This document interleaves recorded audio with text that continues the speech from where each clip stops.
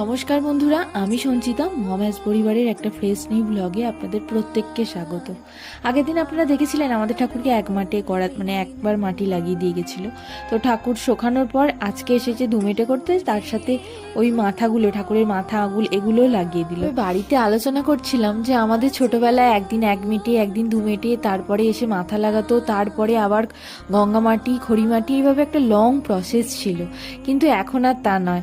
আজকে এই যে দুমেটে করার সঙ্গে সঙ্গে মূর্তি মাথাগুলো লাগিয়ে দিল, আঙুল লাগিয়ে দিল, তারপরে যেখানে যা শোকানোর ছিল ওরা মেশিন দিয়েই শুকিয়ে দিল। সময়ের সাথে সাথে সব কিছুই পরিবর্তন হচ্ছে, পাল্টে যাচ্ছে, ঠিক দেবদার এমনির মতো। আমাদের কাছে একটা নস্টালজিয়া ব্যাপার হয় না? যাই হোক গে, কোথা থেকে কোন প্রসঙ্গ নিয়ে এলাম।